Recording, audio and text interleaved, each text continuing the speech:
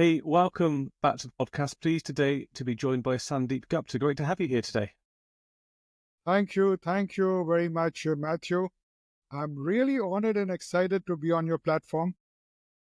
Yeah, they're really looking forward to the conversation today. I know in our chat beforehand, we had a really interesting chat, so just keen to continue that here today. But for people listening, just to kick things off, should I let people know exactly what it is that you do? Well, I became a chartered accountant, in 1979. And, honestly, your audience will laugh at me. The day I passed, I said, okay, why the hell have you become a chartered accountant? So I was puzzled. Those times were very different. 79, you didn't have the options. So I got into organization development. And for the last 45 years, I've been doing organization development. The only thing is, the style has changed, the philosophy has changed, the mechanics has changed, the dynamics has changed. When I started off, everything was in your face sort of a training program. You are a financial guy, so you got to have a cross pen, a Ray-Ban glass, a striped suit, Oxford shoes. You got to walk straight, serious, etc., etc. And soon I realized that the best of projects, the best of strategies, the best of intents failed. And you know the reason why? Because we were teaching people what to think. We were not teaching people how to think. Yeah. And that is the time, I decided to get into the human dimension of management. And that is what I do. So if you ask me what I do today, well, in the background of my 45 years of OD experience, having worked in India and abroad, today I'm a speaker, I'm a coach, a business mentor, and a design thinking expert. And my area of specialization is breaking growth barriers. Matthew, everyone is, running after growth. They're talking of growth and they're using growth as a measurement of your success. Yes, undoubtedly, it is a measurement. But do you know one thing? 94% people give up their New Year resolutions immediately. Yeah, no, I can believe it. 80% people give up their goals in the first year itself. Now, I'm talking hardcore research. Similarly, Gallup says 85% people are disengaged. Everyone wants to grow, but they don't know how to manage growth because growth has got its own dynamics. Yeah. And that is the place where I come in.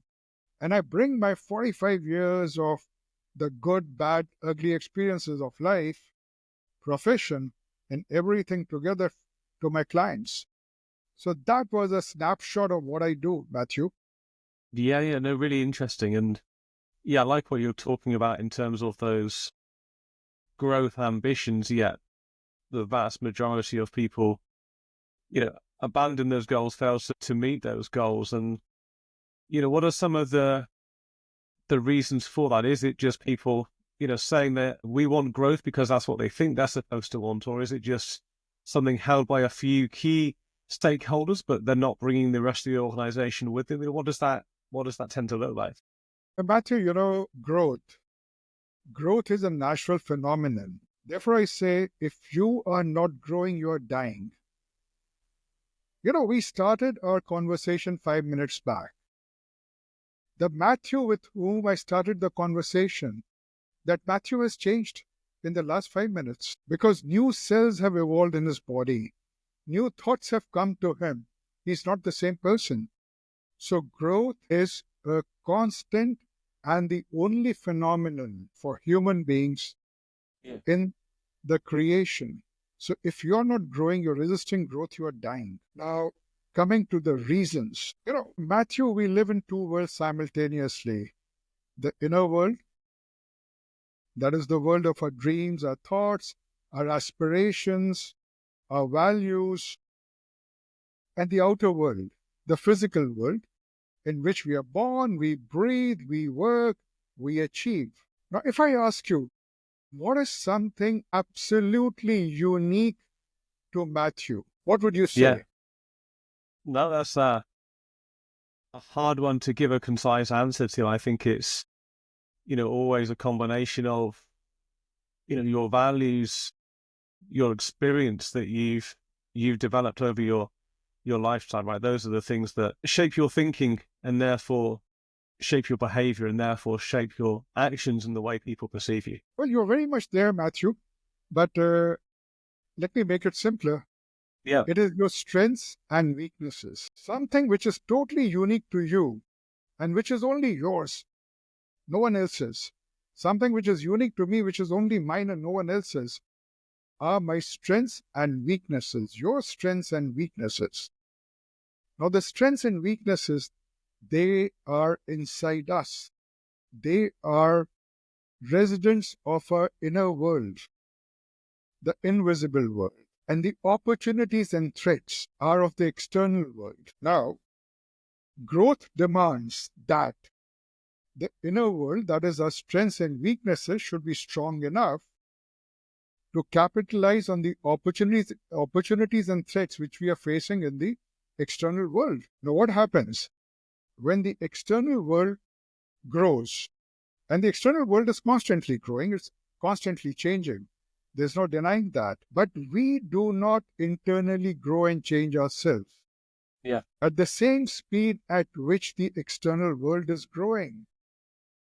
You tend to fall back upon, and your strengths and weaknesses become inadequate to take advantage of the opportunities which exist at that point of time.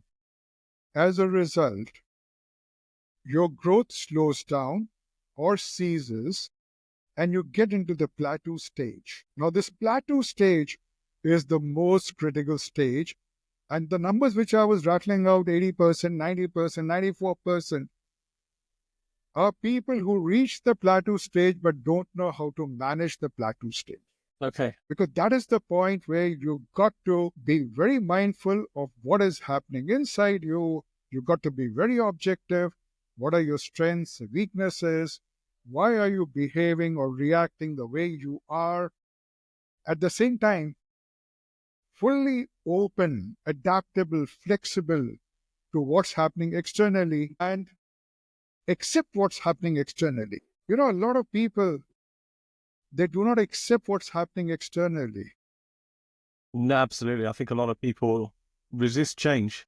They resist change and they cannot stop change. Change is happening inside them and outside them. So what I usually say, look, guys, you've got to align your purpose, your thoughts, and your actions. And how realistic is that as an expectation inside an organization? I can imagine lots of people, each with their own individual motivations as well. You may not always agree and align to what the leadership is trying to achieve in those organizations. Well, it depends on the leadership, If you are following the command and control style of leadership, which was basically used in the 20th century, because it was all industry, it was all machine. You did not need to use your brain. So it was all following the SOPs. It becomes very difficult over there because people tend to become robots. They tend to become very mechanical. They don't really apply themselves. But in today's world, which is all network, the world of ideas, the world of knowledge, information, and all your knowledge, all your information is over here. It cannot be produced into a form of an SOP. You cannot capture it, right? So it becomes very essential that the industries, that the leaders help the employees, their peers, and everyone around to realize their own potential. They help them to believe that what they believe they cannot do, in fact, they can do. Yeah. That reminds me of a lovely quotation of General Powell, Colin Powell. He was a 4-star general in the US Army, and the Army is supposed to be very regimented, very rigid in hierarchy. He said, leadership is not about strategies. Leadership is not about plans. Leadership is all about people and making the people believe in your vision and that they can execute the plan. So yes, Yeah, things are changing. I remember, when I started off 20, 30 years back, anything subjective, especially the consciousness part, the mindfulness part, or the spiritual human values part, yeah, was thrown out of the window. Because that time the philosophy was that the business of business is to earn money. yeah, But today, you'll agree with me, everything is changing very fast and has changed. The yes, business, absolutely. the business of business is to add value to society. Yes, absolutely. And I think you're right. The pace of change seems to be ever accelerating. People are far more connected than they ever have been. Businesses are truly global now, not just headquartered in different countries, but their teams are fully distributed, maybe in the same country, maybe in the same city, maybe, any city anywhere across the world. But, we're seeing a dramatic change in the way organizations work and therefore people interact with each other inside those organizations, aren't we? In a way, I'll agree with you, and somewhat, I don't agree with the phenomenon that the organizations have changed dramatically.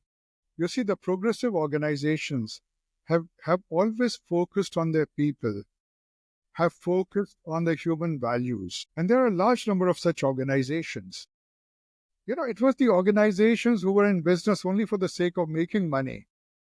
Yes, they have realized that to make money, they got to invest in their people. They got to keep their people happy. They got to help their people to achieve their full potential or unlock their full potential. Only then they can make money. Fear psychosis, fear psychology doesn't work anymore. Today is all about collaborate and create. Yeah, absolutely. I think people realize now that they have lots of opportunity and lots of options, right? So I think it's, so important for organizations to engage their people. But as you say, I think people are realizing that the command and control kind of method, as you said earlier, is an outdated method, and people won't put up with that kind of organization or teams or whatever it may be. I was, reading a LinkedIn study. The study said 94% people say that they would not have changed their job had their previous employer invested in their career development. 94% is a big, big chunk.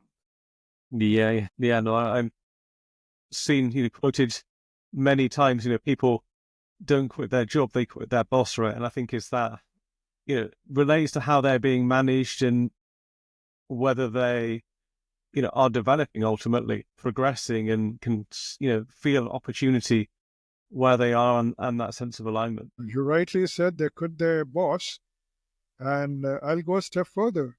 Even if the boss wants to invest and the company philosophy and the board does not allow, then they quit the space.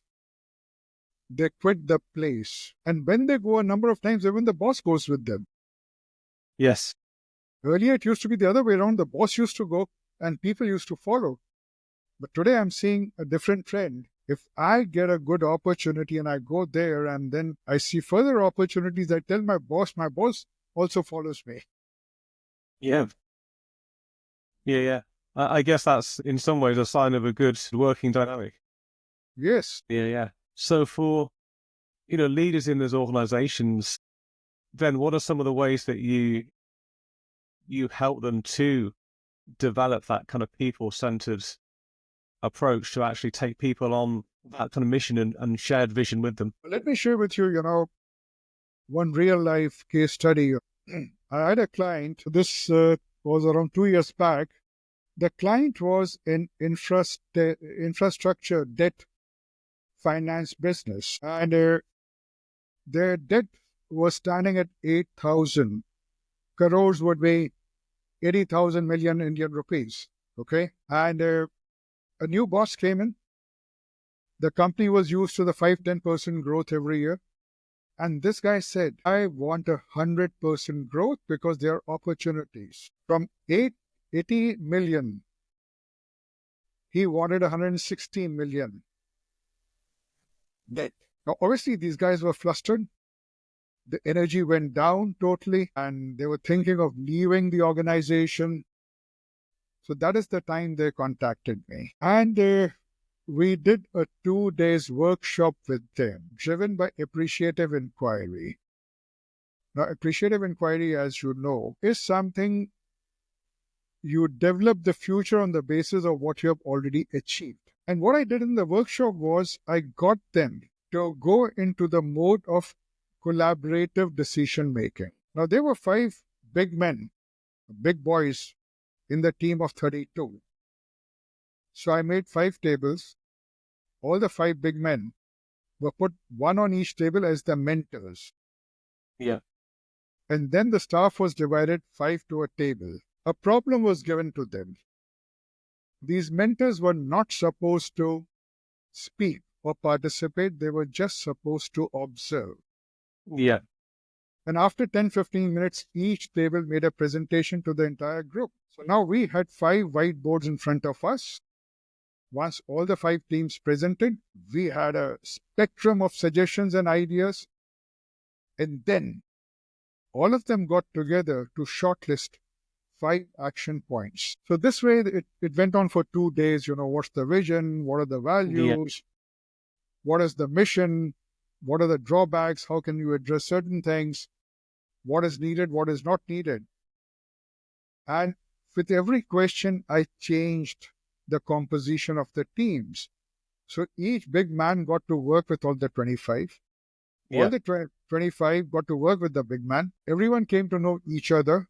And since it was a collaborative decision-making process, the commitment levels were high. The energy levels went up. They felt heard. They felt respected. They felt involved. And after 9 months, they had achieved 100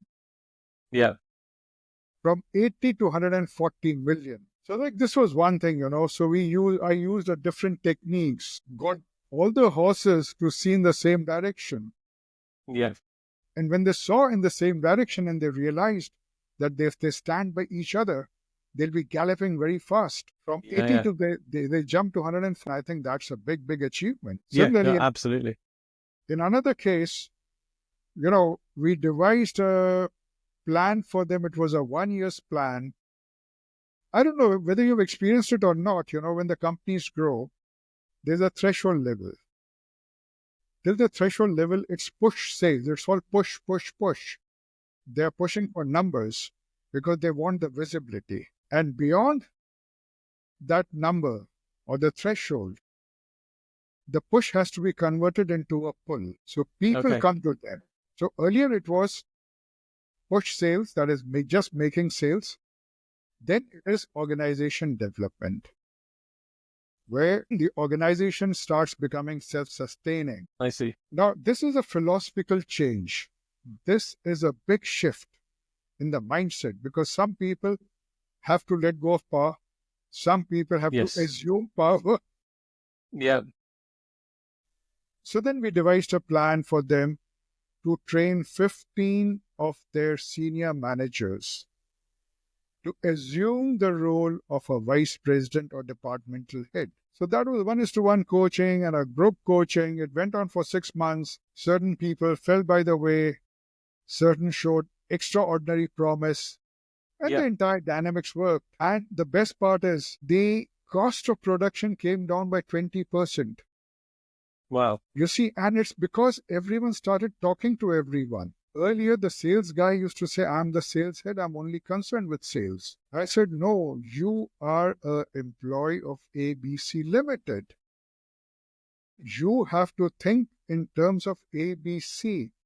It's a different matter. You're the captain of the sales team. So whatever decision you take has to be in the background of ABC. Now just imagine the sales team thinking in terms of ABC, the production guys thinking in terms of ABC, the design people thinking in terms of ABC, finance guys thinking in terms of ABC. the kind of energy, knowledge, exchange, support which happens is phenomenal. Yeah, much more dynamic in environment, and obviously I can see that, yeah, people, you're asking them to engage, so therefore they will be far more engaged, as you say, much more collaborative. And yeah, I can see how that for some people that will bring out some real strengths, and then for some people they'll realize that they don't want to contribute in that kind of environment, and maybe they were getting away with it a bit before, but I can see that, yeah, what you end up with is a far more dynamic environment, much better to work together with each other. Actually, my experience has been that everyone wants to work. Okay, there are a few rotten apples in the basket, and you can't avoid them, but by and large, everyone wants to work. When they mess up, they know they have messed up. All they need is an environment Yeah. which helps them to grow, execute, perform, get rewarded, and move forward. Yeah, absolutely. About crafting that right environment. And for you then, for your own coaching work and how you deliver that work, for the environment that you then try and create with your clients, how has that evolved over the years? Well, when we talk of environment, usually I tell my coaches, look, there are two environments. One is your internal environment. Why do you think and behave the way you do? You got to know that, right? Because if you want to be successful, you've got to move away from reacting to responding. You got to respond to situations. You don't need to react to situations. And there is a method which I follow and I help them. It is called the AOPA method. Okay. Attention management, because you can't do anything without managing your attention, stands for observation. Not only observing what's happening outside you, also observing what's happening inside you. Because you're a coach, you'll agree with me that whenever there's a stimulus, first the reaction is inside us, and then it manifests outside. And between the internal reaction and the external manifestation, there's a small pause. There's a small gap, which Viktor Frankl says, the space of freedom. Yeah. The second is observation. And once you start putting your finger on it, hey, I'm feeling edgy. This means I'm going to explode. My heart is palpitating. This means some anxious news is going to come. And since there's a pause, I can manage myself and direct all the impulses from, or stop all the impulses from going to the amygdala, that's the emotional brain, to the prefrontal cortex, that's the executive brain. And lastly, the mother, that is the of everything, is acceptance. How do we accept reality? I would have been in time had it not been for the traffic. Yeah. Come on, man, it's traffic. Why didn't you leave 10 minutes early? Don't blame the traffic. Say, I'm late, period. Yeah. Because what we do, and I find it a very common thing, we just do not take the ownership and we bring some other factor, divert our attention from the real cause to a secondary cause or no cause. Yeah. And sit back. Yes. So coming to the internal thing is the AOPA formula, which I use extensively, and it has given me great results. And it continues to give me great results. For the external environment, the simple SWOT analysis is brilliant. What are your strengths and weaknesses? That's the internal dimension. What are the opportunities and threats externally? And to capitalize, what kind of strengths and weaknesses are required? Where does the gap lie? How can you strengthen your... Now, here's the difference, Usually coaches and people would say, let's fill up the gap. Yeah. Work on the weaknesses. I'll say, don't fill up the gap. Think what you have already achieved, what you already have.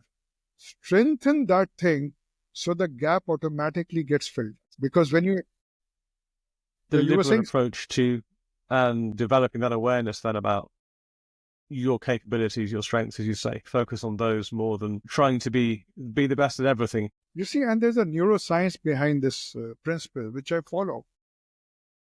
When you focus on something which you don't have, there's always a question mark and a doubt. Yep, true. So if I say, you got to walk 50 miles, the first question would be, hey, I'm not physically fit. Can I walk 50 miles? Yep. And if I say, okay, you have already walked 20 miles, let's make the 20 into 50. So your mind says, your brain says, guy, it's not 50, it's just 30. And Yep. if you can do 20, you can do 30, you can do 40, and you can do 50. So the way you approach is something very different. Yeah, absolutely. A very different mindset, completely different mindset, much more positive, much more action oriented, as you say, and much less of the kind of fears and doubts and looking for reasons to justify why it can't be done, right? Matthew, I don't agree with this thing, the positive mindset or the negative mindset. It's not that. You see, because these are certain terms which have come up in recent times, which people have used to market themselves. Yes. The question is, how do you manage yourself in a particular situation? Yeah. Do you understand the dynamics of the brain and the mind? Do you understand the laws of nature which govern us? And my problem is, I find a lot of people, who will say, okay, we'll repair your car because we have read a few books, Yeah. but we don't know the engineering of the car. So I Sure. always say, since you don't know the engineering of the car, how can you repair a car? Yeah. Similarly, if you do not understand the human dynamics, if you don't understand the integration and the alignment and the relationship between the soul, the mind, and the body, how can you help me transform? Yeah. And No, why do I, absolutely.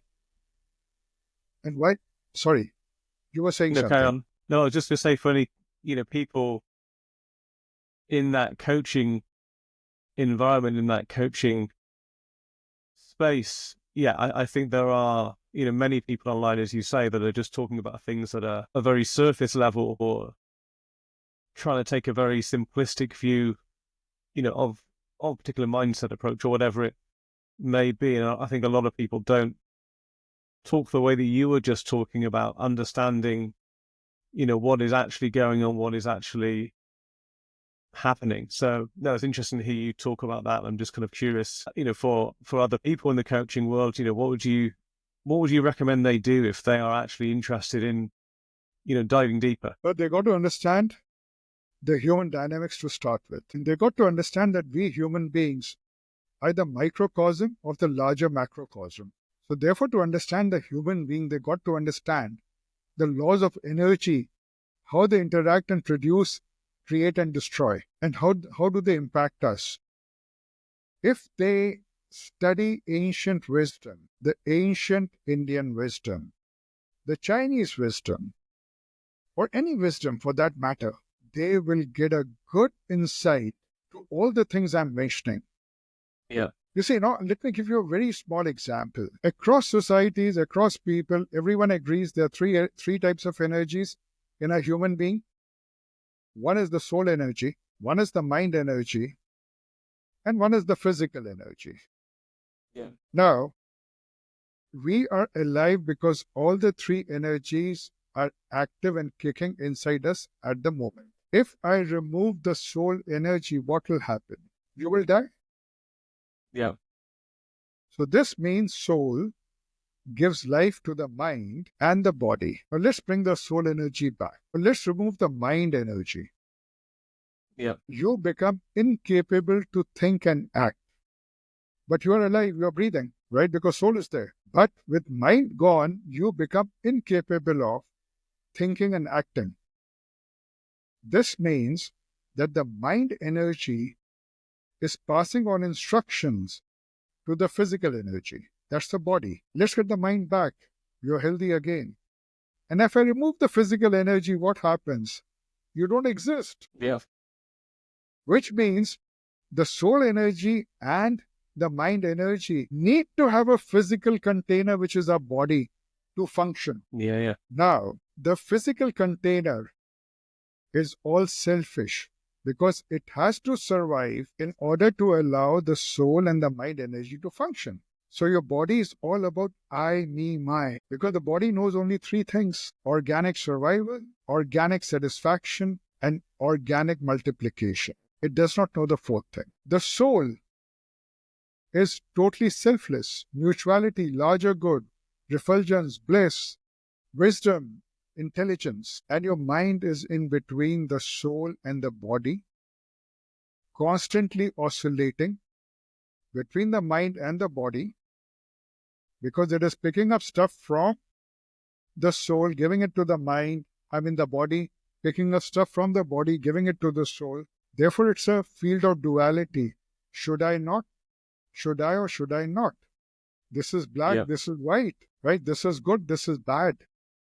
A field of duality. And have you ever wondered why all of us lack inconsistency in our thinking and actions? Because our mind is oscillating between the body and the soul, that is between selfishness and selflessness. Yeah, yeah.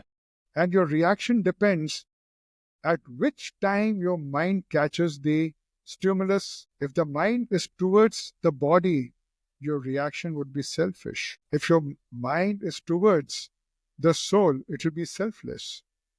There are different degrees to it. Yeah, yeah. And this is the reason, if someone comes and robs you of 10,000 pounds, you might say, let it go, let it go. And if someone pinches 1 pound from you, you'll be all, oh, how dare he did this thing or she did this thing. Yeah. That is because at what point did your mind catch that stimulus?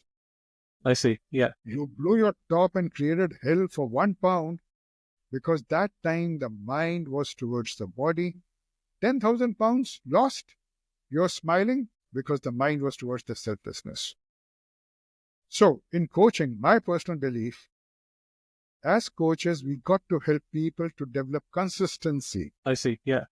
So the inconsistency from the behavior goes away. And if the inconsistency goes, they'll be more clear, there'll be less of surprises, they'll enjoy a better reputation. Don't we all say, hey, forget her, forget him? You're never sure what he or she might say.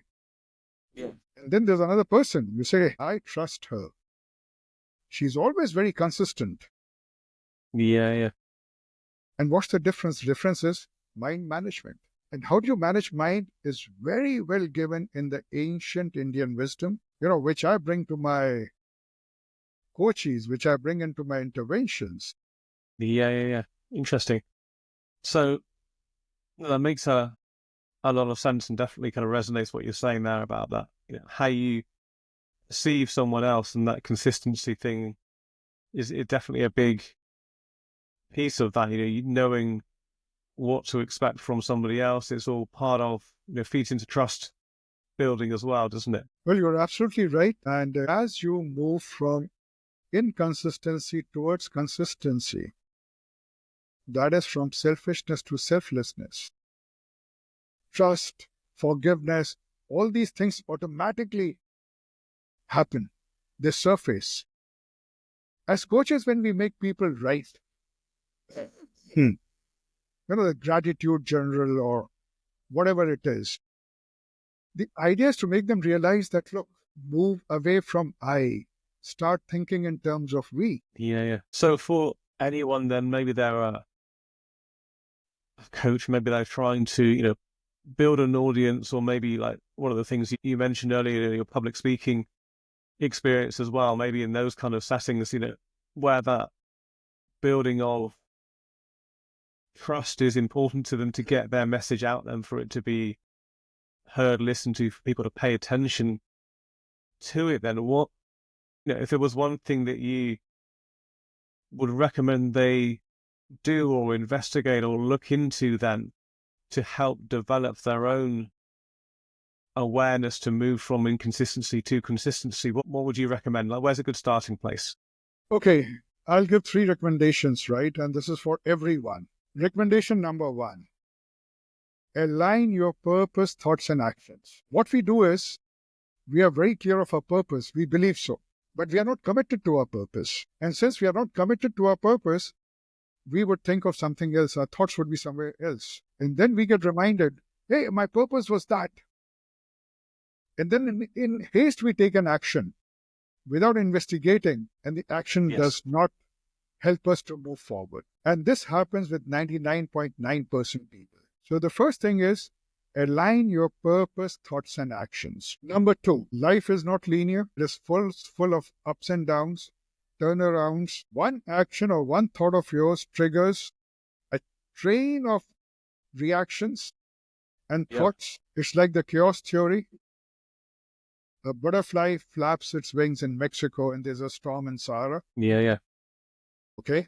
Therefore, learn to look at the larger picture, join the dots, and then move forward. Because you know what has given rise to the situation, and you're also then prepared. What would your action or decision will lead to and could lead to? I see. So there are less of surprises. And lastly, operate out of humility and compassion. Good advice. I think all 3 points definitely worth paying attention to, like you say, anyone, whether you are a coach working with people or inside of an organization, no matter what it is that you do. I think, those are all, 3 very practical, but also very impactful, but also very deep kind of ways to think about who you're trying to be, what you're trying to do, what you're trying to achieve, how you're trying to achieve it, and ultimately how you're trying to live your life, I think. Right, exactly. If you permit me, let me share a small story. How did these 3 principles evolve? Once I became a chartered accountant, I started working and I was very successful. Then towards the mid-90s, I started losing work and I became a broke in every aspect for 10 years.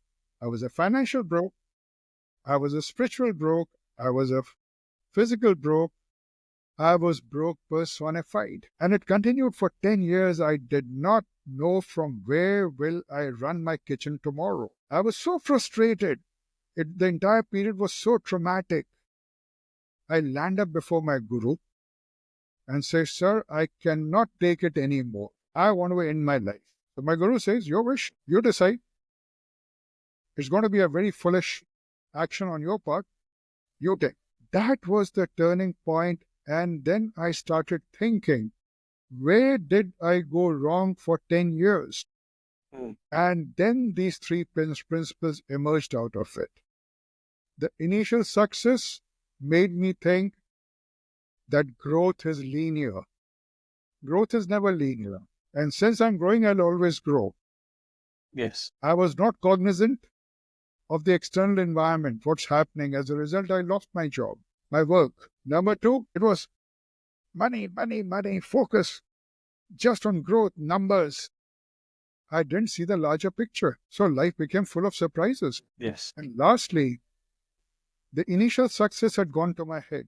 I was arrogant. And who likes to work with or talk to an arrogant person? No one.